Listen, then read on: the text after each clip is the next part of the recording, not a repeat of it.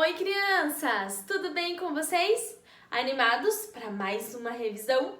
Isso mesmo! Na aula de história de hoje, nós vamos realizar uma revisão de conteúdos, tá bom? Então, vocês podem acompanhar o conteúdo de vocês utilizando o livro didático, mas somente para a revisão. Depois, nós vamos realizar uma atividade avaliativa. E daí eu preciso que vocês tenham prestado muita atenção no conteúdo e respondam as questões sozinhos, combinado? Que depois eu vou olhar cada atividade de vocês.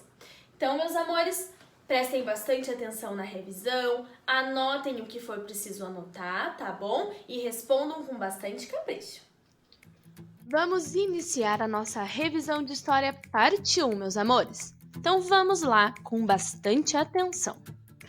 Nós vimos desde o início do ano sobre os municípios. Quem lembra o que é os municípios? O município é a menor divisão política brasileira com governo próprio. Então, é um município, tá? Um local dentro do estado que é a menor divisão e que tem um governo próprio, tá? Há muitos municípios populosos e outros com poucos habitantes. Então, tem municípios grandes e outros pequenos, tá? Mas muita atenção, crianças, porque município não é sinônimo de cidade, tá? Não é a mesma coisa de cidade. Cidade é diferente de município. Todo mundo que mora no Brasil, nós vivemos em um município. Só que esse município ele é dividido em duas áreas, tá? A maioria deles. Então, nós temos o município dividido em área rural, que também é conhecido como campo, que é um local um pouco mais afastado da cidade grande, tá? A área rural, que é o campo, é o lugar onde as pessoas podem plantar, as pessoas moram mais afastadas da cidade. Então, para eles irem à escola, eles precisam ir até um local, pegar um ônibus ou ir de cavalo, que tem muitas pessoas que vão, né? No campo nós também temos o turismo rural, tá? Que é onde as pessoas vão para passear, para pescar, colher verduras, andar a cavalo, certo? E que precisam de um meio de transporte, né? Para ir do campo até a cidade. A cidade, meus amores, é a área urbana de um município, ou seja, a área urbana de um município também é chamada de cidade, certo? Que é a cidade grande que a gente fala, onde tem as lojas, as escolas, os hospitais. Nós aprendemos também ao decorrer das aulas sobre as histórias de cidades brasileiras. Então nós vimos um pouquinho da história de Salvador, quem que criou, em que ano que foi fundado, né? E que Salvador foi a primeira capital do Brasil. Também vimos um pouquinho da história do Rio de Janeiro, as mesmas coisas, quem que fundou, quem que morava lá, o que tem de importante nessa cidade. E também que depois de Salvador, o Rio de Janeiro se tornou a capital do Brasil, né? E por último, vimos sobre Brasília, tá? Que foi outra cidade que nós vimos a sua fundação. Nós vimos todo o seu processo de quem morou lá, quem criou, e que é a cidade atual que é a capital do Brasil, né? Então, depois do Rio de Janeiro veio Brasília como capital do Brasil, e até hoje a Brasília é a capital do Brasil. Aprendemos, crianças, sobre o patrimônio cultural. Quem lembra o que é patrimônio cultural? O patrimônio cultural é tudo que tem de especial valor para um povo, tá? E que por isso deve ser conservado. Então, se nós temos em nosso povo, nossa população, um local que é muito especial, ou alguma comida, alguma dança que é muito especial, nós temos que conservar, tá? Então, alguns exemplos de patrimônio cultural aqui são as cidades históricas, os edifícios, as festas, as músicas, as danças, o modo de fazer uma comida, um instrumento musical, os lugares, entre outros patrimônios culturais, tá? Mas lembra que o patrimônio cultural, ele é dividido em 3 tipos, certo? Então, existem 3 tipos de patrimônio cultural. Vamos ver cada um deles? Então, olha só. O primeiro patrimônio que nós temos é o patrimônio material, tá? O patrimônio material é o conjunto dos bens materiais, palpáveis, ou seja, aquilo que pode ser tocado, como, por exemplo, uma cidade histórica, um prédio de um museu, né? Entre outras coisas. Aqui nós temos a cidade de Goiás, que é uma cidade que é preservada até hoje, que tem características, casas coloridas. Então é um patrimônio material. E aqui nós também temos de patrimônio material um lugar em São Miguel das Missões. Então ali é um local, tá, que se tornou uma cidade histórica e que todo mundo tem que preservar. Temos que também tem o patrimônio imaterial, que é o contrário do material, né? Que é o conjunto de saberes e práticas transmitidos dos mais velhos para os mais novos. Então é a cultura, né? São as festas, são as danças, o modo de fazer uma comida, uma viola, né? Então são essa cultura que os povos têm e que vem dos mais velhos para os mais novos. Aqui, por exemplo, nós temos uma dança muito popular lá no Nordeste do Brasil, que é o frevo. E aqui tem uma técnica que eles usam para fazer o queijo artesanal, lá em Minas Gerais. E por último, temos o patrimônio natural. Como diz o nome, meus amores, é todo local com grande importância histórica, cultural ou econômica para uma população, tá? Um lugar natural. Então, nós temos ali uma gruta do Lago Azul, tá? Que fica em Bonito, Mato Grosso do Sul. E temos também o Corcovado, que é uma montanha que fica lá no Rio de Janeiro. E lá no topo tem a estátua do Cristo Redentor. Então é um patrimônio natural.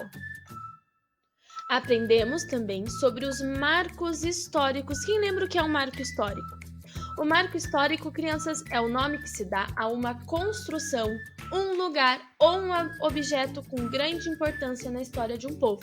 Então, tudo que é lugar ou construção, né, ou até um objeto que é muito importante para nós, né, nós damos um nome, né, para ele, torna-se um marco histórico. Aqui nós temos dois exemplos, tá? O primeiro exemplo é a Igreja da Ordem Terceira de São Francisco das Chagas, tá? Essa igreja, quem conhece? Ela fica localizada aqui no centro de Curitiba. Sabe aonde? No Largo da Ordem. Isso mesmo. É uma igreja muito conhecida e muito importante para a história de Curitiba. Por isso que ela é um marco histórico. Na segunda imagem, nós temos a Torre do Relógio, que é o relógio da Avenida Goiás. Ele é outro importante marco histórico lá na cidade de Goiânia. Aprendemos também sobre os monumentos na história de um município. O monumento é um pouquinho diferente do marco histórico, porque são construções erguidas para homenagear as pessoas, tá? Então ele vai homenagear pessoas que foram muito importantes para uma comunidade. Os monumentos, eles podem ser feitos de vários materiais. Podem ser feitos de pedra, de concreto, de ferro e até de bronze, tá? Ou seja, são materiais resistentes.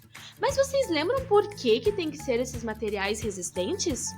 Porque são monumentos, crianças, que ficam expostas ao tempo. Então, eles têm que ser fortes, resistentes ao sol, à chuva e ao vento. Por isso que é feito com esses materiais, tá? E também nos monumentos da história de um município, existem 3 diferentes tipos. Vamos recordar esses 3 tipos? Então, nós temos aqui os bustos, tá? Que representam a cabeça, o pescoço e a parte superior do corpo da figura humana. Então, ele é aqui do pescoço para cima, tá? Então, é representado pelo busto. Temos também as estátuas, que é um outro monumento da história, só que ela é representada, né, pelo corpo inteiro da pessoa. Pode ser a pessoa de pé, pode ser a pessoa sentada, pode ser a pessoa no cavalo. O importante é representar a pessoa homenageada com o corpo inteiro. E por último, a outra maneira de representar um monumento na história são com os obeliscos, tá? Os obeliscos, eles são construções em forma de uma pirâmide. Lembra que nós vimos lá em matemática a pirâmide? Então, ela é erguida para lembrar um episódio importante. Então, Então, ele tem a base mais larga do que a ponta, que a pontinha é mais fina. Então, esses são os obeliscos. Agora, meus amores, que vocês já recordaram tudo sobre a aula de história, nós vamos realizar o questionário do Forms com atividade avaliativa, tá bom? Então, vocês podem acompanhar com a prof, abrindo o link lá do Classroom e respondendo junto, que a prof vai explicar questão por questão. Se for necessário, vocês podem pausar o vídeo para fazer juntinho, combinado? Então, façam com calma, com bastante atenção, certo? Então, vamos começar. Na primeira parte, vocês já sabem completar com o nome de vocês, turma e professora e a data que vocês estão realizando a atividade.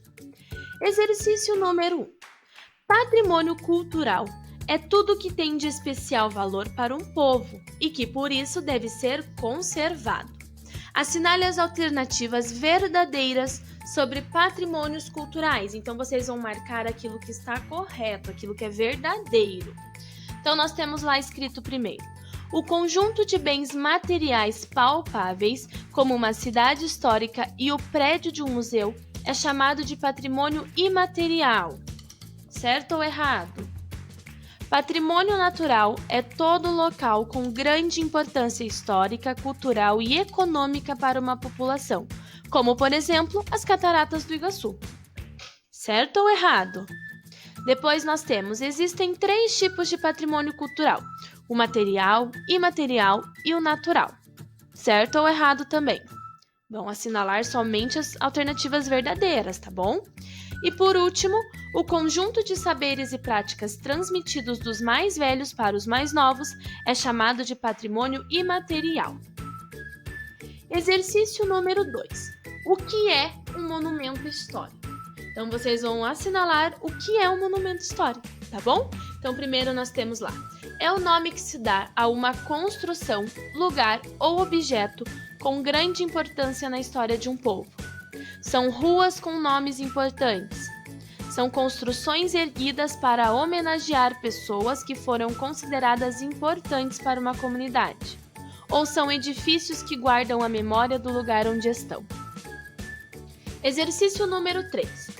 O município é dividido em 2 áreas, a área rural e a área urbana. Chamamos a área urbana de cidade. E como nós chamamos a área rural?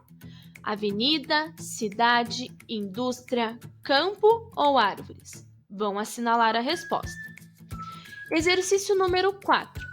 Observe a imagem do Cristo Redentor no Rio de Janeiro.